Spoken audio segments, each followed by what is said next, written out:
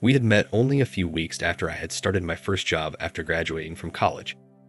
I had found no difficulty in getting my first real position after a number of experience-type jobs, and I was very grateful for all of the people who had insisted I continue on with my studies so that I would have a much better run through life.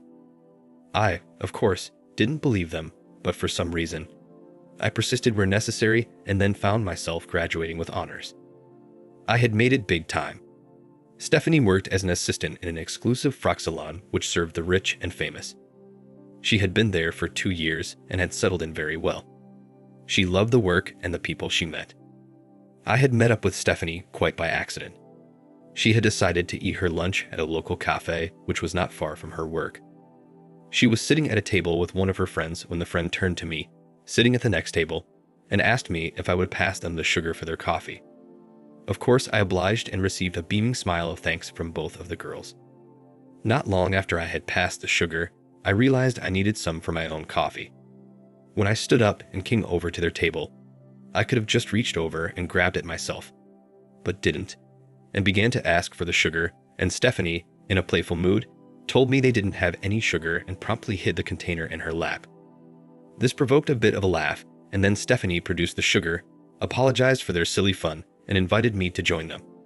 I couldn't resist. After the introductions and a little idle chatter about where I and they worked, and more silly questions about what we liked in TV and live shows, the girls decided it was time for them to return to their respective work. They thanked me for talking to them and left. I couldn't help but watch them go with just a little flutter in my heart. I had really enjoyed their company, even for such a short time. As I stood up to return to my work, I noticed a small plastic carry bag which Stephanie had been looking into while we had been talking. I realized she had left it under the table. Luckily, I remembered where she was employed, and with a few minutes left before I was due to return to my work, I was able to hurry to her shop. She was surprised to see me, to say the least.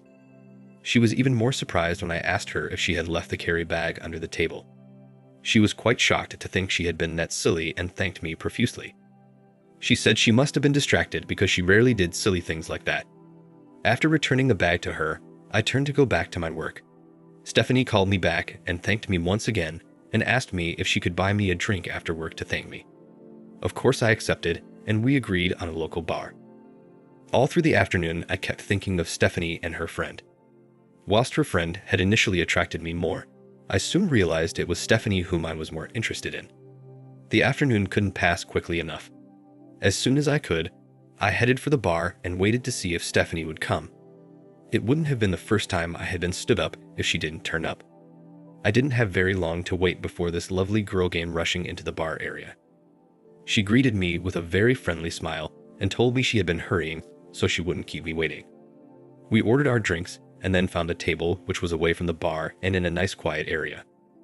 Our talk was very friendly and the time passed very quickly.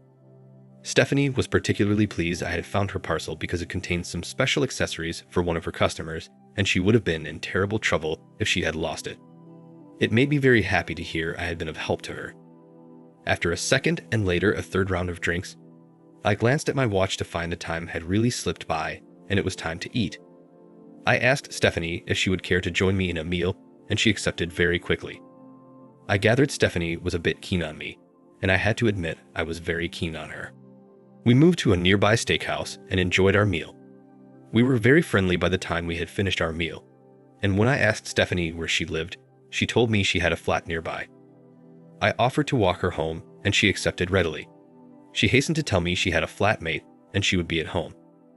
I guess this was to tell me she wasn't available that night. Anyway, we walked the 5 blocks and hardly noticed the distance at all. About halfway along the journey, Stephanie slipped her hand into mine, and we held hands for the rest of the way. When we reached the front of her building, she turned to me and told me what a wonderful evening it had been. She moved towards me, gave me a hug, and when I leaned over to kiss her, she didn't move back. It was only a light kiss on the lips, but I suddenly felt $1 million. We said goodnight after that, and after seeing her safely through her front door, I hailed a taxi for the short journey home to my place. I lived in a flat by myself, which was about 5 miles from Stephanie's flat. During the dinner, she had written out her telephone numbers, both work and home, and told me to ring her soon. I decided it would be a good idea to wait for a couple of days before ringing her. Firstly, to keep her waiting to show I wasn't rushing all over her. Secondly, it might just make her all the more anxious to see me again if she had a little time to think about me, assuming it would be all good. It took a lot of willpower to wait 2 more days, and then I bucked up enough courage and dialed Stephanie's work number. I reasoned she wouldn't be able to talk for very long, and I might have a better chance of her accepting another dinner invitation if she didn't have very long to think about it.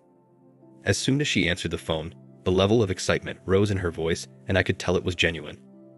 We very quickly arranged to meet again that evening, but a little later than before, as Stephanie wanted to go home to her flat to change, because she said it was a special occasion, and she wanted to look her best. I thought about this and decided I would catch a taxi home and also shower and clean up, as I wanted to make an impression on Stephanie. We met at the appointed restaurant. I arrived about 1 minute before Stephanie. She looked really wonderful. She had obviously taken a deal of trouble in making herself look attractive, and she had succeeded with the final result. She looked great.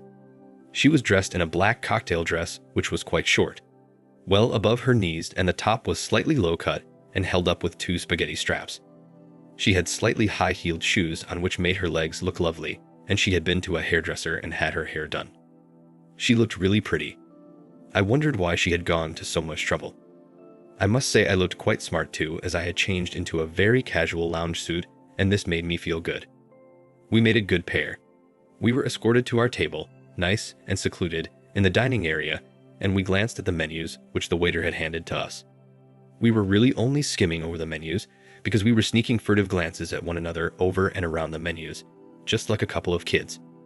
I told her how pretty she looked, and I am sure she blushed. It was obvious she had gone to a deal of bother to look pretty for the date. We ordered, then chatted away while waiting for the meals to arrive. I discovered during the meal Stephanie had been in the city for only 1 year, having lived the rest of her 24 years in the country. She had a delightful simplicity about her, which I particularly liked. She hadn't had a real boyfriend, although lots of boys had asked her out. She said she was rather shy and didn't want to accept any invitation from any boy if she didn't really like him. She said she didn't want to go out with anyone unless she would be happy to spend her life with him. It suddenly occurred to me she had obviously accepted me as someone she would want to spend the rest of her life with. I had dated lots of girls before, but had never been very serious with them, and although I had done a bit of petting with them, nothing very sexual had eventuated. I gathered she must be a virgin, and of course, I was too. I suppose I began to wonder if it was possible for 2 people aged 25 and 26 to still be virgins in this day and age. We chatted without pause, and suddenly we realized it was time to close the restaurant. Time had really slipped by because we seemed to be so interested in each other. I figured it would be a good time to ask for another date, and almost before I had asked her, she had accepted. I realized things were starting to happen between Stephanie and myself. We were still within walking distance of her flat, and again, we agreed to walk. This time, she had my hand in hers before we had gone 5 steps, and before long, I had my arm around her waist. I began to love this beautiful girl. Tonight, she asked me to come up to her flat with her, but just to meet her flatmate. When we entered the flat, her flatmate, Dell, was sitting up watching television. It became obvious she had been waiting for Stephanie to return home. I guess this was inspection time to see if I would pass. Dell greeted me in a very friendly way, and we got along very well. Stephanie asked me if I would like a coffee, and when I accepted, she moved into the kitchen to get it ready. Dell took the opportunity to talk to me, and it was plain she cared a lot about Stephanie, and wanted to make sure my intentions were honorable. I guess I had no difficulty convincing Dell, and she seemed to accept me without reservation. While Stephanie was out of hearing, Dell asked me for my work telephone number.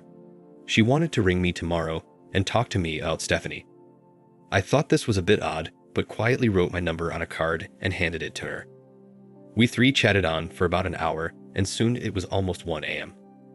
I made my apologies and told them I must return home and get my beauty sleep, otherwise I wouldn't be able to work the next day.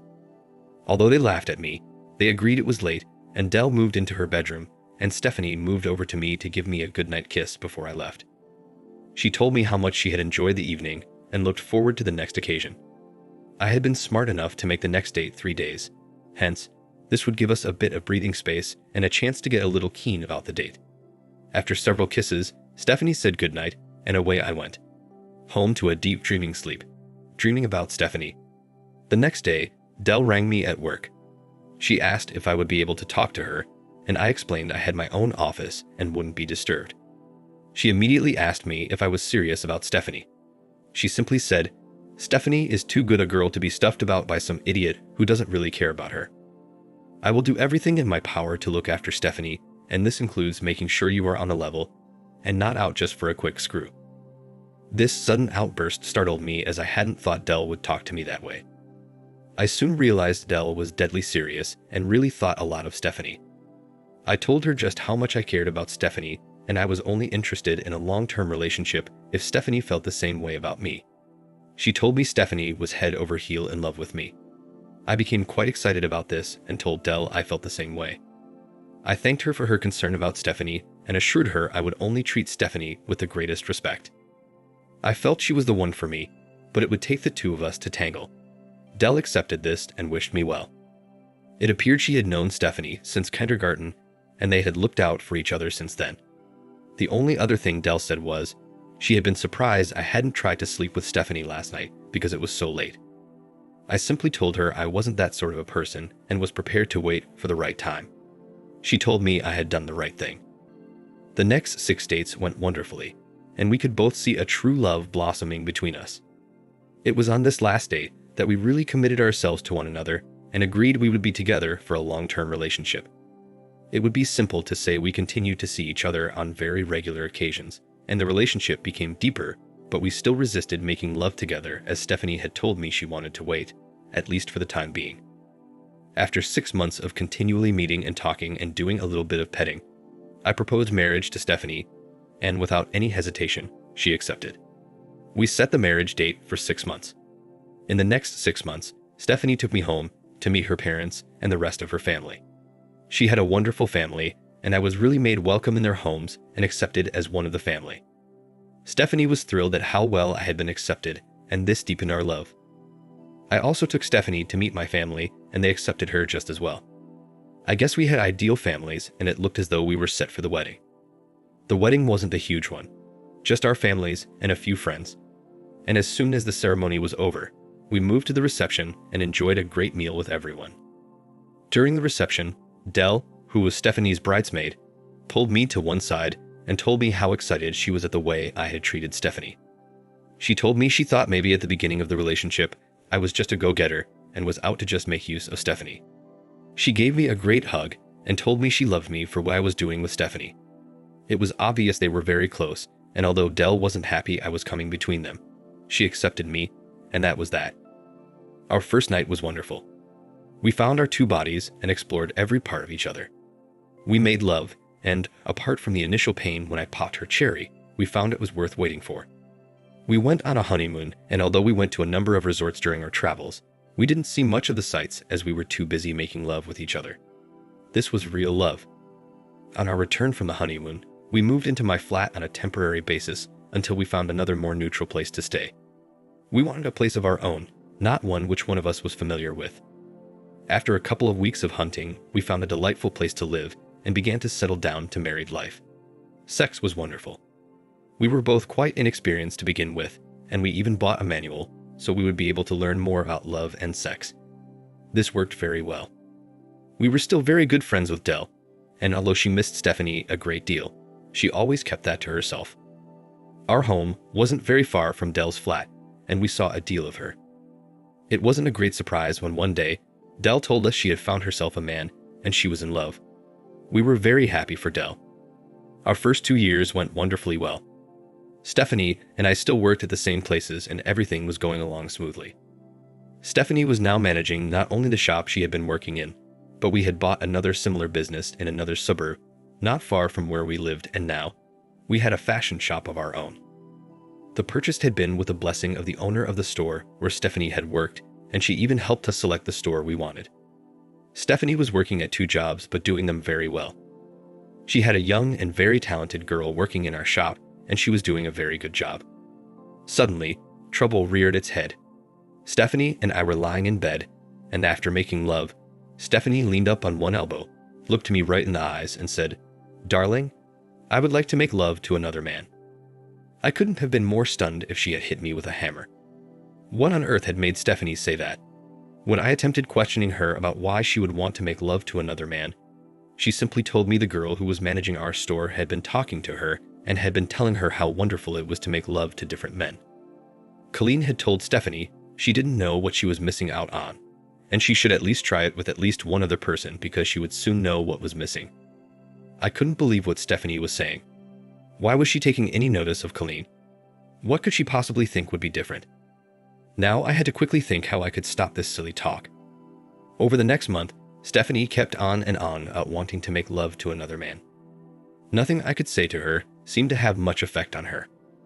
I decided to visit Colleen at the shop in the hope I would be able to change her mind and get her to convince Stephanie it wasn't a good idea. When I met Colleen, she was quite angry with me for questioning what she had been telling Stephanie. She told me, in no uncertain way, how much she enjoyed sleeping with different men and how each one was different from the other. She didn't want Stephanie to leave me just to try ducking another man to see the difference. I couldn't understand her logic and told her so, but it didn't do much good. We parted on even terms, but she could see I was furious with her and wanted her to stop talking to Stephanie about this nonsense. It didn't do any good. Stephanie kept on at me asking me if I was so insecure about her that I would think she might not return to me. Although I told her this was not the case, I couldn't convince her about the perils of adultery and what else could go wrong. I told her about disease and other problems, but it did very little to convince her. She still wanted to try another man. Colleen had done a good job of changing her thinking and nothing I tried seemed to work. I rang Dell and explained to her what was going on. She was shocked and hardly believed me. She told me she would meet with Stephanie as soon as possible and change her mind. Dell told me Stephanie was an idiot to be thinking like she was. I had an anxious time waiting for Stephanie to return from talking with Dell. When she came in, she was quite flushed and told me she had had a fight with Dell, and then had ended up exchanging very unpleasant words. She told me I was a low creature for telling Dell what she wanted to do, and now everyone would know what she wanted to do. I couldn't understand her logic. If she didn't want anyone to know what she was doing, why on earth was she doing it anyway? I think the heated words with Dell had made her all the stronger in her resolve, and she told me she was making preparations to go ahead and try another man. And that was that. It was now final. I had failed. 2 more weeks went by, and I was anxiously watching Stephanie to see if there were any signs she was planning to go ahead with her idea. We were still making love almost every night and sometimes during the day on weekends, but this still didn't seem as if it would change her mind. I loved Stephanie just as much as I had before we married, but I wasn't sure how I would handle it if she actually slept with another man. Maybe this would be the end of us. I hoped not, but I couldn't get my head around the thought of her with another man. The dreaded conversation began on a Thursday evening after she had come home from her work. She began to prepare our evening meal when she suddenly stopped and simply said, "I have invited a man to come here to our house tomorrow evening, so he can fuck me. I am giving you notice so you can either choose to watch or you can go out, and I can tell you about it after. I have made up my mind, and nothing you can say will change my mind." I was shattered. I had thought if she was going to go ahead with the silly idea, she would at least go to a motel or something like that, rather than have someone come to our own home. How could she do this? Incredibly, she continued preparing our meal, and we ate it together in silence, although she did chatter quite a bit about everything except the next night. I couldn't find anything to say. I just remained quiet and didn't enjoy my meal at all. After we had cleared everything away and settled down to watch television for a while, she sat next to me on the couch, placed her head on my shoulder, told me she loved me, and hoped I would be able to understand what she was doing and accept it. What a chance. She waited until the program was finished and then took me by the hand and pulled me to the bedroom where we undressed ready for bed. After we had visited that bathroom and were ready to jump into bed, Stephanie moved over to me, told me she loved me, and wanted me to make love to her now. I asked her how she expected me to feel, seeing she was going ahead with her plan to sleep with another man on the next night. She told me it was a learning experience for her and she loved me. Again, I asked her to reconsider her thinking, but she told me she was going ahead with her plan no matter what I thought about it. That was that. I couldn't sleep at all. I spent the night tossing and turning, wondering just what would happen next night. In the morning, I again asked Stephanie to reconsider, but again she refused. She told me she had arranged to leave the shop early and would come home and prepare herself for the man. She asked me if I wanted to watch her with the man or go out. I had tried to think about this all night and couldn't make up my mind. I didn't want to leave her with some man I didn't know, but could I watch her with another man? I still wasn't sure. I asked her what she thought, and she said, "Of course, I would want you to watch me duck another man. I would much rather you be there and see me than to not know what was going on. After all, I love you and want you forever." I guess the die was cast. I would be watching my darling wife with another man. For the first time, I asked her who the man would be. She simply said, "His name is Will, and I made contact with him through Colleen. She says he has been her best lover, but now she has found many other men who were just as good." I tried to work during the day, but my constant thoughts were of Stephanie and how I could possibly stop her from this foolishness. Early in the afternoon, I rang the showroom, but was told she had left earlier. This means she must be at home already making preparations for tonight. I couldn't concentrate, and so I told the staff I was taking an early break and would see them next week. I headed for home immediately.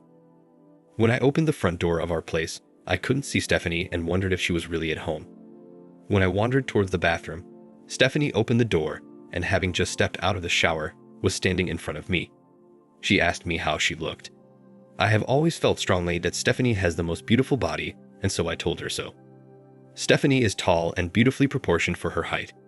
It is obvious I am totally in love with my Stephanie, but now I am having great doubts about what I will think tomorrow.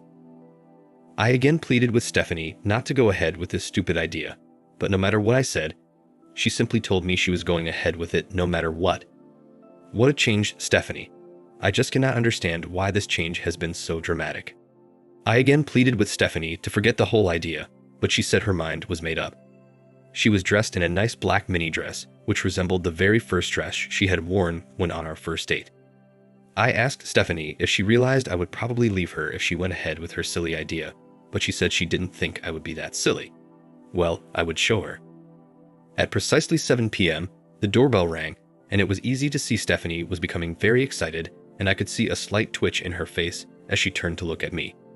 She opened the door, and in stepped a 6-foot man, handsome and well-presented, but a big man just the same. They nervously introduced each other and shook hands. I thought that was an absolute irony to think they would introduce themselves by shaking hands, and then go ahead and duck each other. Stephanie tried to introduce Will to me, and out of politeness only, I nodded to him, but then told him in no uncertain manner that I thought what he was doing was totally wrong, and he should leave immediately. I left the bedroom and moved to the junk room where we kept anything of value, but not wanted at the moment. I retrieved 2 suitcases from the mess and returned to the bedroom. Placing the suitcases on the floor alongside the bed, I began pulling my clothes, underwear, socks, shirts, etc. from the wardrobes and placing them in the suitcases. Fortunately for me, we didn't have a great deal of material things, and so I was able to gather all of my stuff quickly. This included a few books, CDs, and things like that, and I quickly shoved them into the remaining case space. When I had packed, I simply said to Stephanie, "Well, I never thought it would ever come to this, but you have disgraced me in our marriage. I hope, for your sake, you will be at peace with what you have done. Our marriage is now over. I will see my lawyer and apply for a divorce. You can do what you like from now on.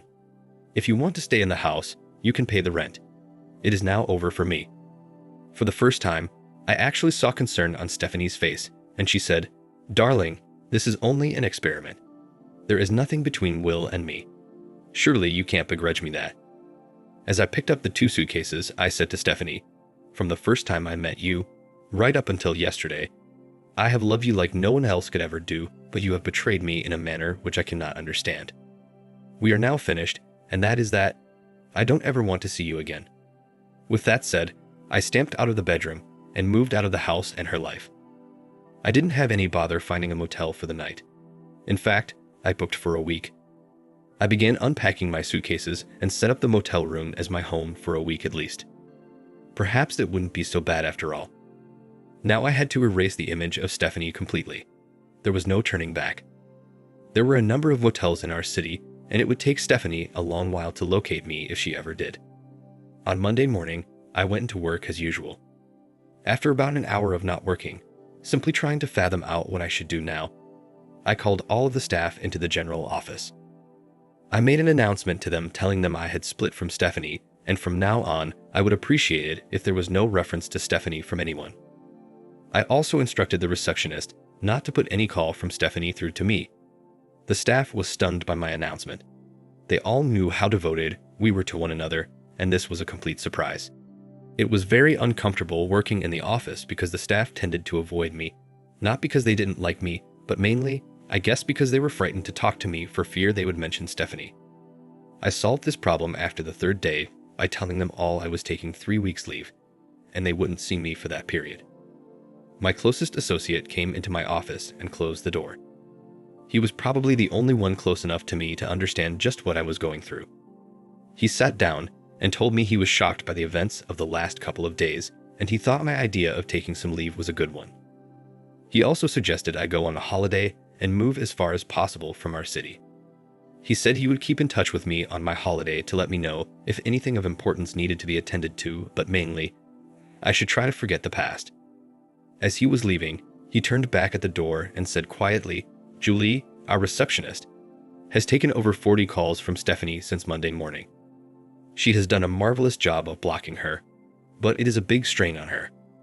I am sure she will be relieved when she can tell Stephanie truthfully you are not here." I was a bit surprised that Stephanie would try so hard to contact me, but it was of no use now. I contacted my lawyer and asked him to arrange for divorce papers to be served on Stephanie as soon as possible. I didn't give him any details except that it had to be done as quickly as possible. He said there was a waiting period and explained a few of the complications of divorce, but I simply told him to go ahead when he could. I left on my holiday the next day. I booked on a boat cruise for 2 weeks and managed to meet lots of interesting people, but didn't get involved with anyone.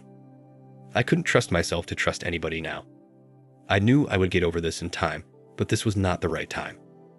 A full year down the track, the divorce has come through. Stephanie and I are no longer married.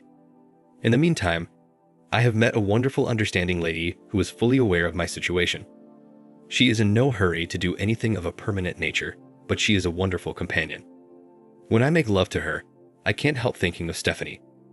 I have slowly learned to call up a mental image of Stephanie impaled by another man whilst I am making love, and this has the effect of removing Stephanie from my mind at the time. I have read lots of stories about men wanting their wife to be ducked by another man. I don't have any religious or anti-views, but I cannot understand how any man who really loves his wife would allow her to be ducked by another man and enjoy it. I can't erase Stephanie completely. I am just hoping time will be the great healer. Thank you for watching. Like, share, and subscribe to listen to more stories. Take care.